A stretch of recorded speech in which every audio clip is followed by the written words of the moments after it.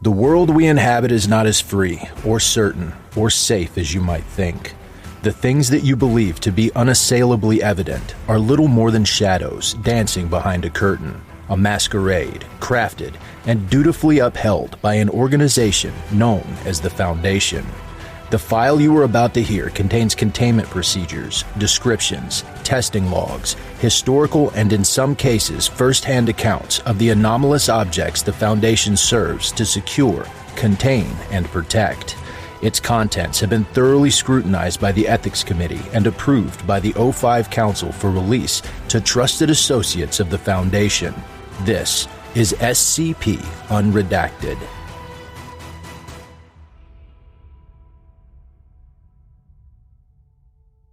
Item number 5514, Level 1, Unrestricted.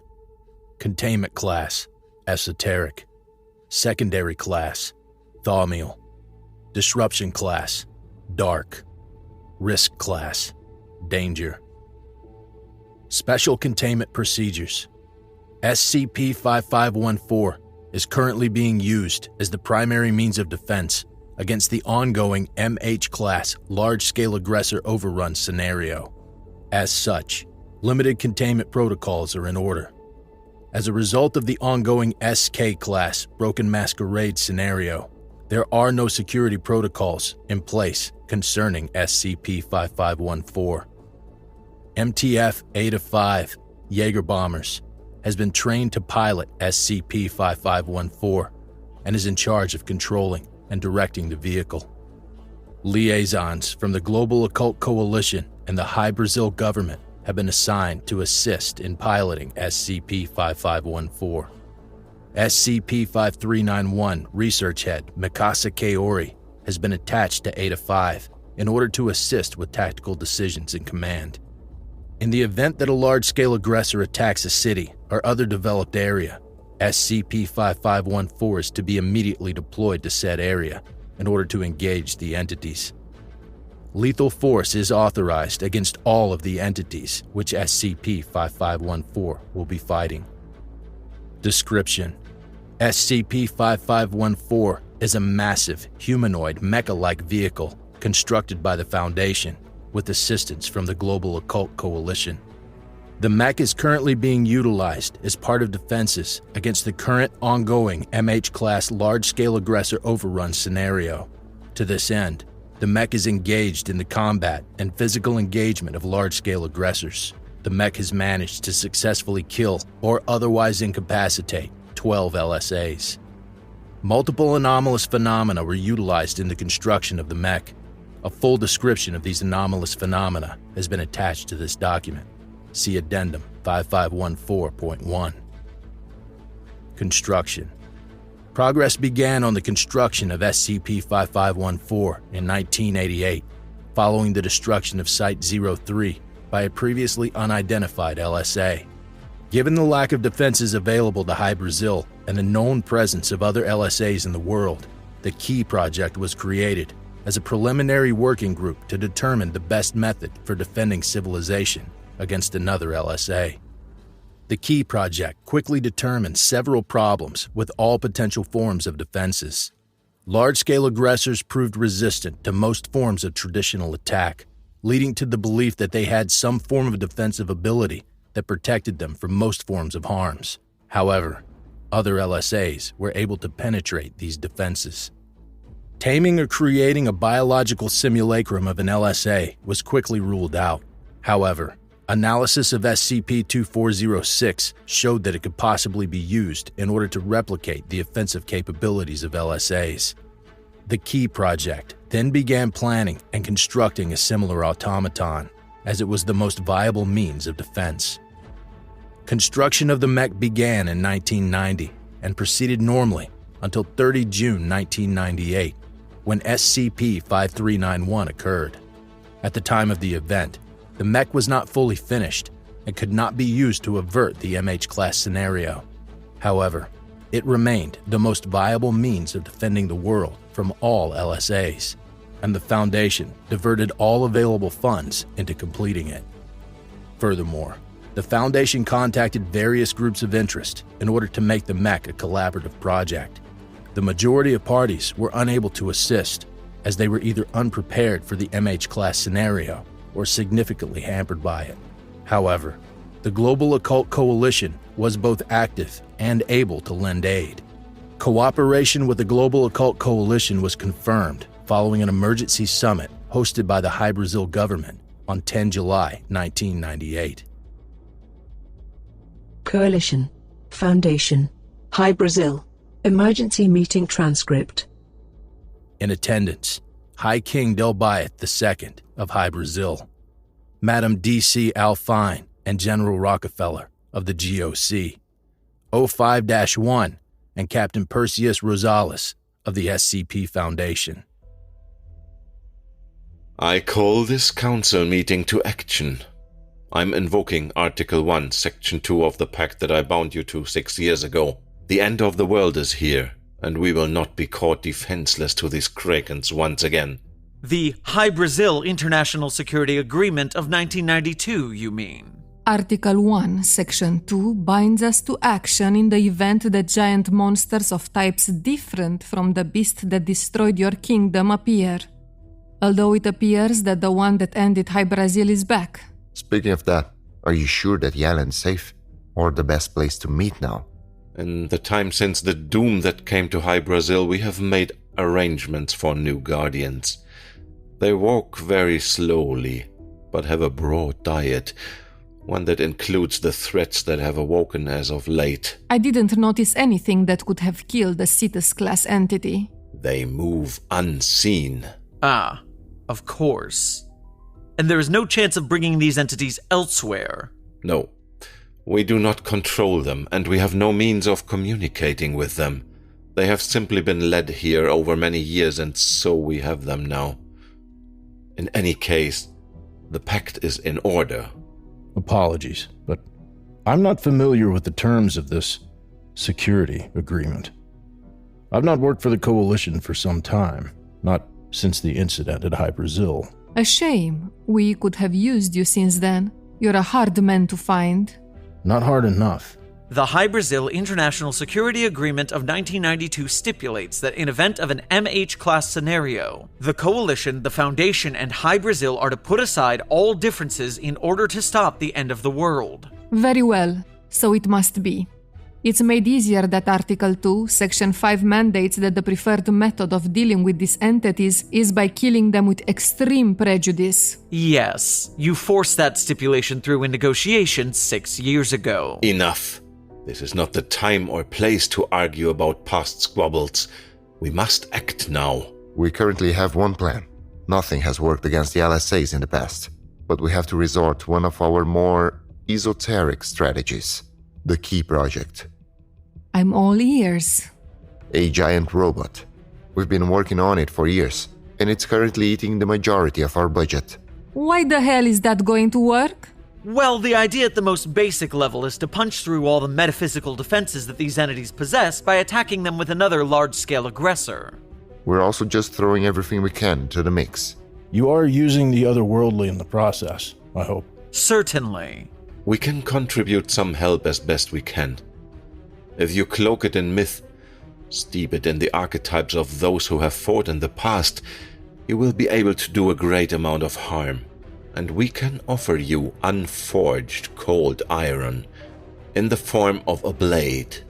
Does cold iron actually do anything? It depends on how much you believe in it, or how strong the story is. Well, I have to say I like your moxie if nothing else. We'd be happy to help you on this one. I imagine that if we put our heads together we can get this done in what, a few months? Years? We're temporally accelerating the construction chamber. Days at most. I like the way you think, Aaron. With the support of the Global Occult Coalition and the full deployment of all anomalous methods to accelerate and ease the construction process, the mech was finished and declared ready for combat on 12 July 1998. Addendum 5514.1 Anomalous Features and Weaponry of SCP-5514. One of the early design decisions made in the creation of the mech was whether or not to incorporate anomalous features into the design. It was ultimately ruled by the O5 Council 9-3-1 that a scenario requiring the deployment of the mech would necessarily be one in which the integrity of the Masquerade Protocol would be challenged. Therefore, the usage of anomalies in the operation of the mech would be permissible. Assistant Researcher Richardson's summary of some of the key anomalous features of the mech follows. Feature: weight sink. Anomalous qualities. Large portions of the mech have had their material composition partially displaced into an adjacent pocket dimension. This displacement has been specifically calculated to not significantly lower the mass or density of the mech, while drastically lowering the material weight of it.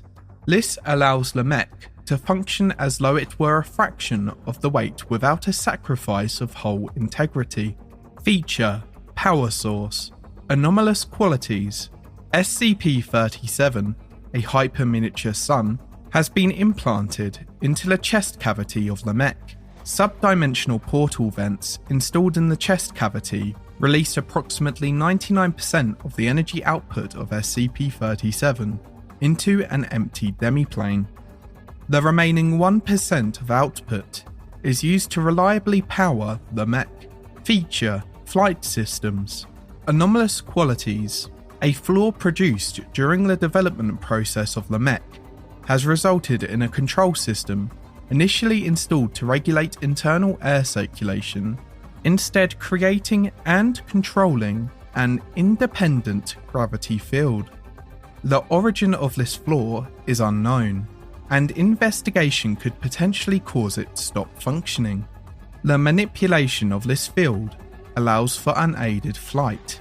Feature: defenses. Anomalous qualities.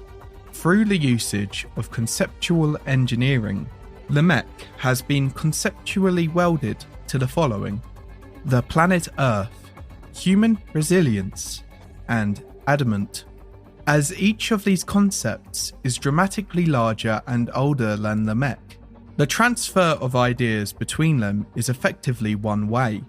These features combine to make the mech near indestructible and the pilots indefatigable. Feature: pataphysical mantle. Anomalous qualities. Through an intense subliminal and mimetic propaganda campaign, 25% of the global population has developed the belief that the mech is divinely sent to slay LSAs.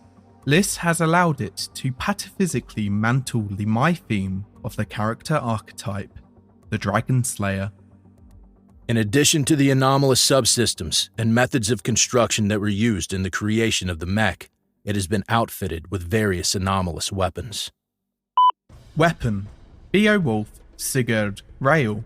Description: a shoulder-mounted railgun. Rather than use electromagnetic forces, the Beowulf Sigurd Rail uses anomalously altered gravity to both fire and aim at targets.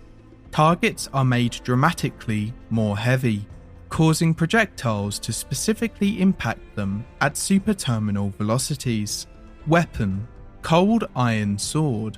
Description: primary weapon for combating entities.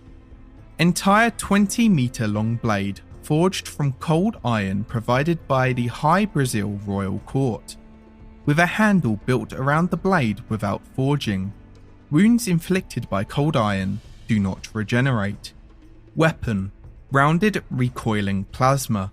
Description: held atop the mech as a hat, the weapon can be removed for ranged combat. The edges of the weapon are coated with plasma, which can be activated or deactivated upon user control. Electromagnets are built in the weapon, so the wielder can retain the weapon, should that be unable to be done manually. Weapon: 1,000-word arrows. 7 poets constantly writing and reciting poems about the defeat and death of large monsters, broadcasted at high volume from the mech, empowers the pataphysical mantle and demoralizes enemies. Weapon: hold-out plasma wrist blade. Superheated plasma, magnetically held in the form of a blade, attached to the right wrist of the mech, capable of cutting through almost all matter, but of limited combat application, intended for usage in emergency circumstances. Weapon: emergency sun vent.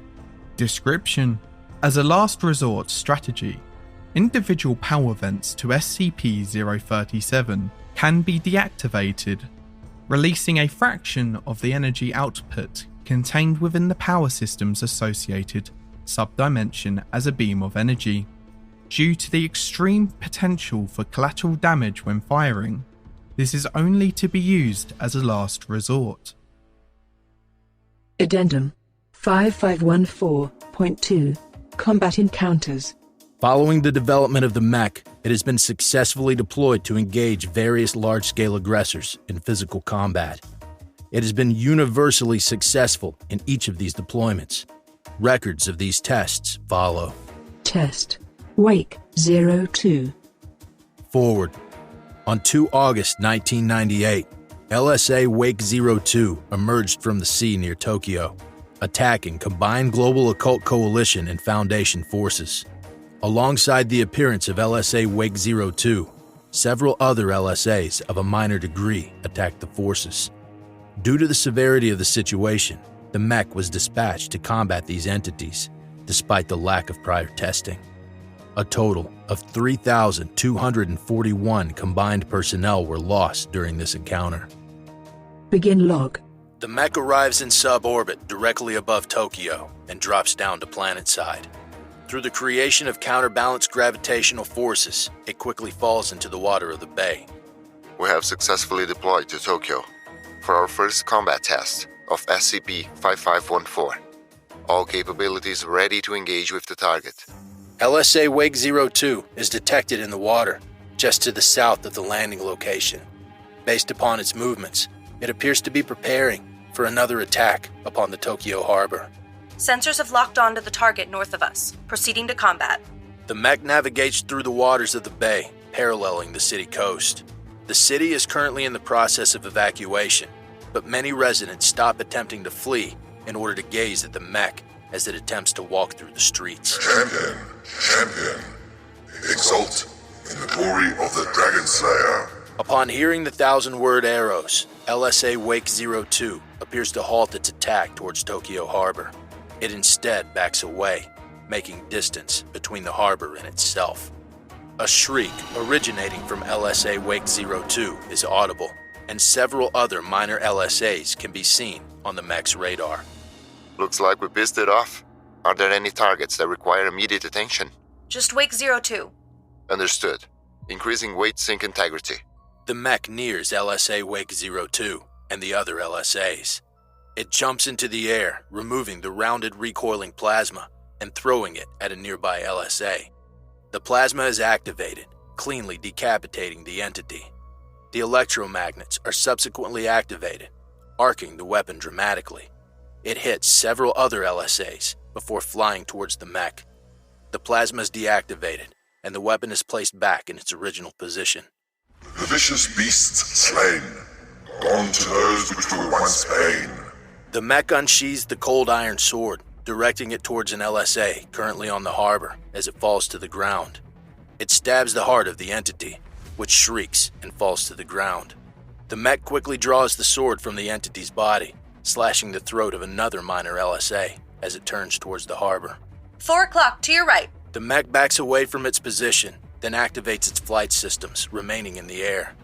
The second head of LSA Wake 02 can be seen protruding from the mouth of the first. An abnormal amount of saliva begins to drip from the mouth of the second head as it lets out a shriek. The many remaining minor LSAs cease attacking the Tokyo harbor and instead direct their attention towards the mech. Feisty one, hey? The second head of LSA Wake 02 shoots out, extending just over 40 meters and barely missing the foot of the mech. A minor LSA scampers up the appendage, pouncing towards the mech, which blocks the attack with its sword and slashes the entity mid-air.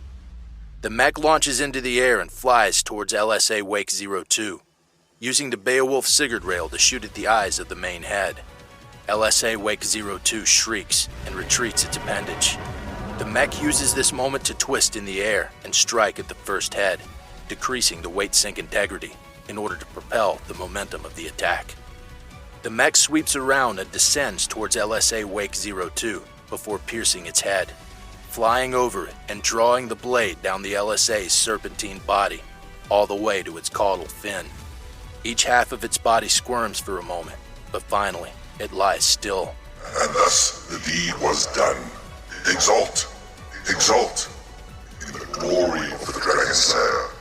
The other minor LSAs stop attacking the Tokyo harbor upon seeing the death of LSA Wake 02. They begin to retreat into the ocean, with the few remaining stragglers eliminated by the mech using the Beowulf Sigurd rail.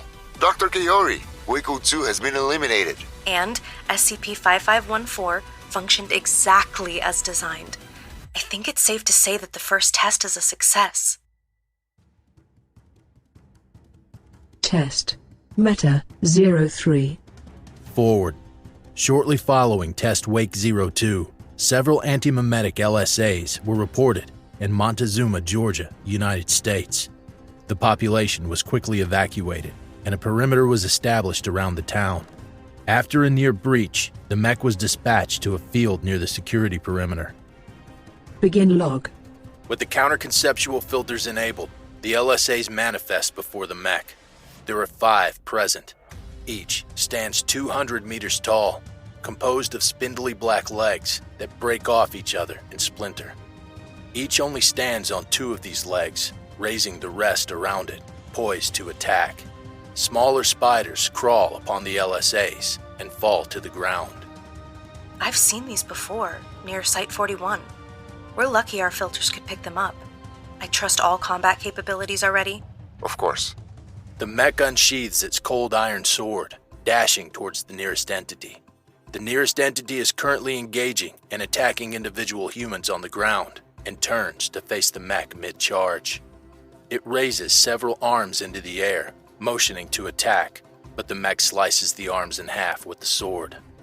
The mech closes the distance between it and the LSA. It stabs the entity in the midsection and cleaves it in half. The top half of the entity falls to the ground, but remains animate, attempting to stab the mech with its legs. The mech repeatedly stabs it with the sword until it ceases to move.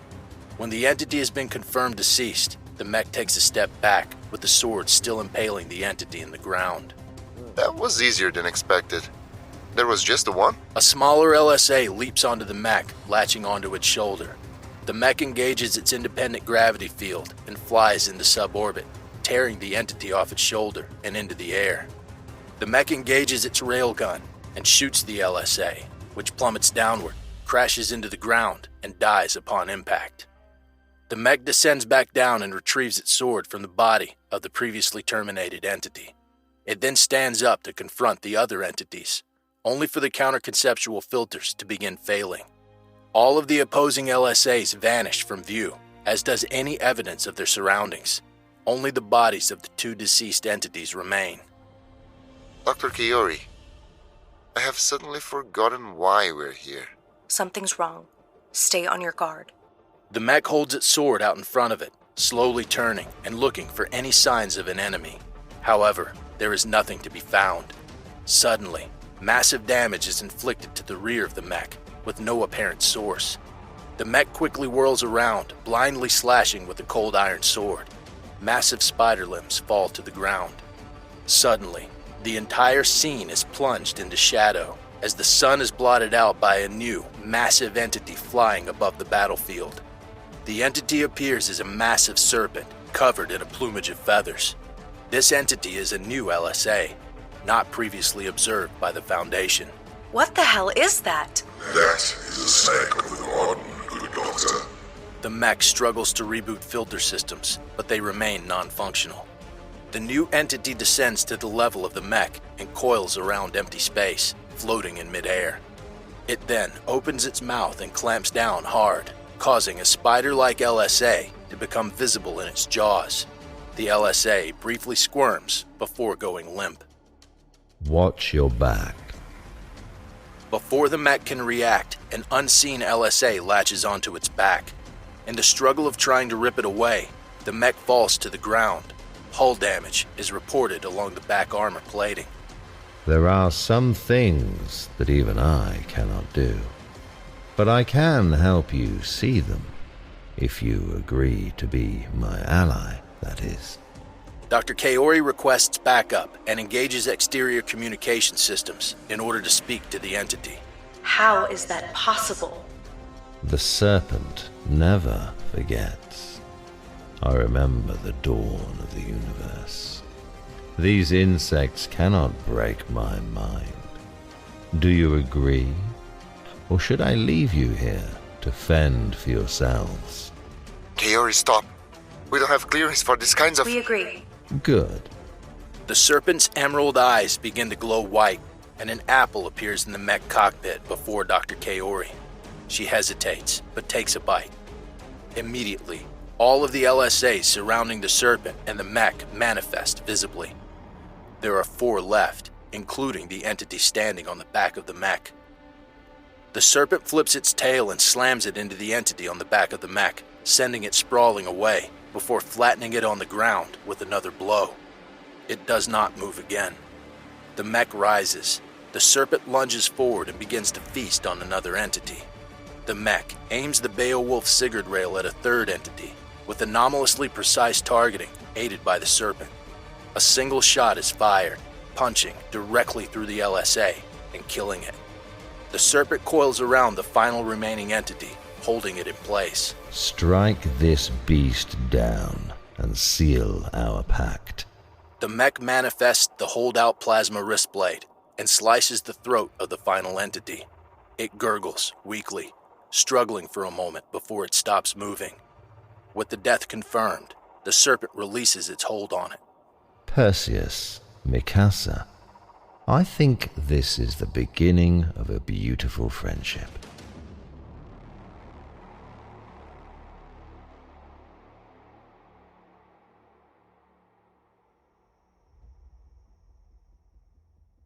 Test. Brazil, 12. Forward. LSA Brazil 01 was hypothesized to be the cause of SCP-5391 and assigned as the highest priority threat. After it was spotted off the coast of Greenland, the mech was deployed in order to fight it. The Serpent accompanied the mech to the site of the battle, acting as bait for LSA Brazil 01 as the largest and second most powerful LSA in the world at the time. Begin log. The mech stands on the shores of Greenland and walks out into the ocean, standing in the water up to its waist. The Serpent emerges from the water and shakes off the dew, letting its rainbow plumage dry out. Together, they scan the horizon for any sign of LSA Brazil 01. This is where it was supposed to happen, is it not? This is where Quinn Craik was supposed to die 10 years ago, before the doom of High Brazil. How do you know that? That is my role, is it not? To know of forbidden things. Oh, right. It's true. The Coalition tried to lure the beast here, to this exact bitch in the past. I don't know why they choose it again. I guess it still works just as well as it would have done. It will. The Serpent rises into the air, floating next to the mech. Its tail drifts down into the water. Together, they begin to scan the horizon, looking for LSA Brazil 01. As they wait, a storm cloud rolls in and begins to rain upon them. A few moments later, a division of the Jaeger bombers contacts Captain Rosales and alerts him that LSA Brazil 01 has been spotted, traveling to the location of the mech and the Serpent, expected to arrive within minutes. Brace for impact. It's coming for us. The mech and the Serpent enter battle stances. The storm obscures visibility, preventing any visual contact of the ocean. LSA Brazil 01 is detected on the mech's radar, quickly approaching. The Serpent looks through the storm, staring directly at the location of LSA Brazil 01. It is here. LSA Brazil 01 lunges out of the ocean and impacts the Serpent. It is a massive crocodilian encephalopodic entity with a crocodilian head. It has 5 rear tentacles and 5 arms. Extensive cybernetic modifications have been made to it, replacing sections of its torso and skull. The pair wrap around each other, the Serpent coiling around LSA Brazil 01, and LSA Brazil 01, wrapping its rear tentacles around the Serpent. They sail through the air, crashing into the sand of the beach.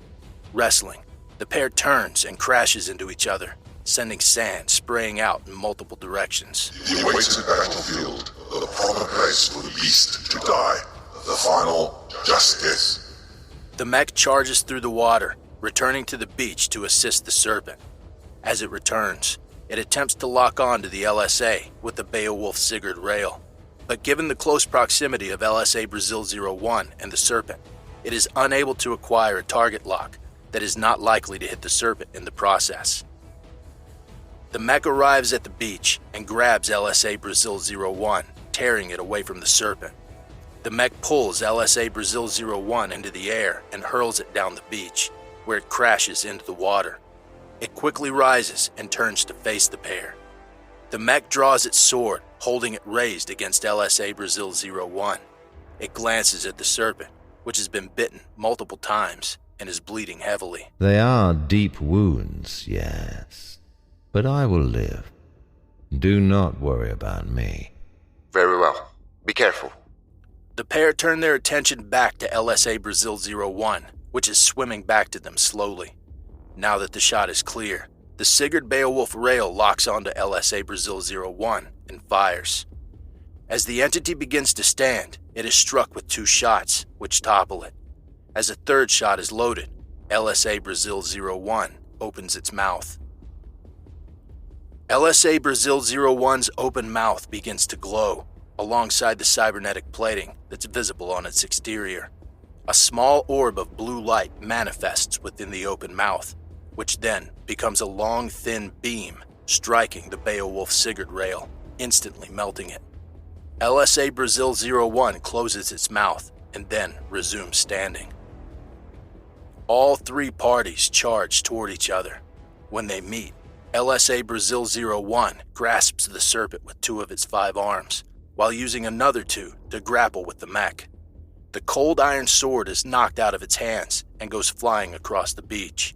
The 5th arm slams onto the head of the mech repeatedly, causing the glass in the cockpit to fracture. Stay calm. That glass is designed to fracture but hold. Do you think this is too much for us, Percy?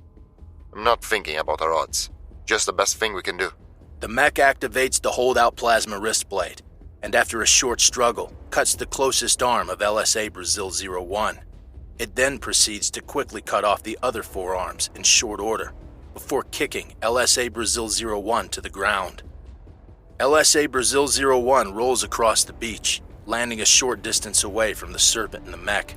It is already beginning to regenerate the severed arm. Bad news, Serpent. We're out of plasma to pull that trick off again. We're funneling as much as we can from our solar heart, but I doubt we can do it again this fight. It is tougher than I expected. It does not die easily. As if in response, LSA Brazil 01 roars at the 2. It lunges for the cold iron blade, grabbing it with its tentacles. As soon as the first arm is regenerated, the blade is handed to it.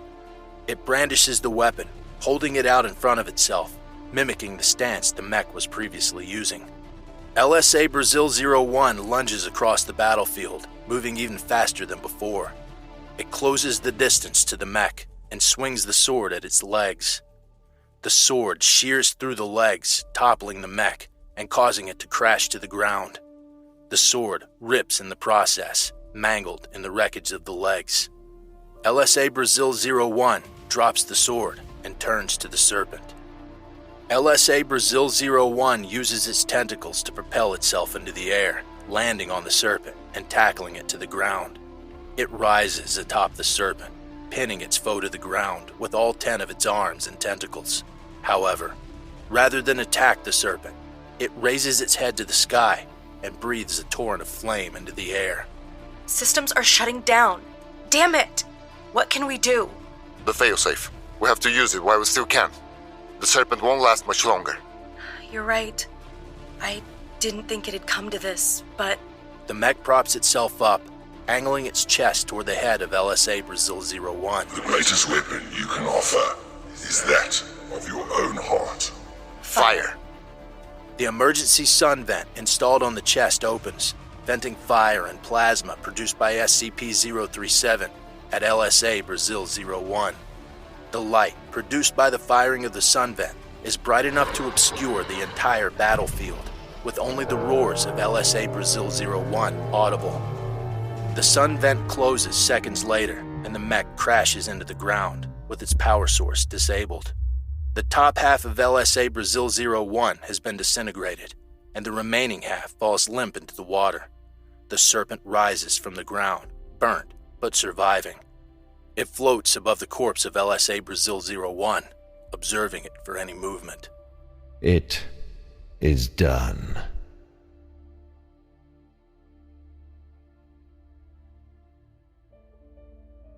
Following the destruction of LSA Brazil 01 by the mech, the effects of SCP-5391 began to abate. Several other LSAs re-entered periods of dormancy, although activity was still significantly higher than prior to the beginning of SCP-5391. The ongoing MH-class scenario was declared partially abated. With the purpose of the mech fulfilled and the remaining hostile LSAs being terminated with the assistance of the Global Occult Coalition and the Serpent, SCP-5514 is only to be deployed in emergency situations at the request of the Overseer Council. It is noted that following the termination of LSA Brazil 01, all active LSA entities have demonstrated more docile, avoidant behavior. Further neutralization campaigns have not been deemed necessary.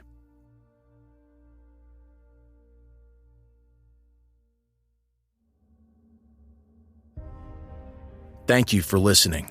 If you like what you hear, join my Discord community, hire me on Fiverr, or help support me by becoming a patron for as little as $3 a month. Regardless of tier, all patrons get early access to every single episode. The links are in the description. I don't have the talent it takes to write a skip. All I do is read. Original authors make this podcast possible, so credit to the original author. Their link's in the description. Show them some love as well. Consider becoming a member of the SCP Wiki. Upvote their work, and maybe write a skip of your own. Maybe I'll read it here someday. You never know if you never try. The content of this podcast and content relating to the SCP Foundation, including the SCP Foundation logo, is licensed under Creative Commons Sharealike 3.0, and all concepts originate from scpwiki.com and its authors. This recording, being derived from this content, is hereby also released under Creative Commons Sharealike 3.0.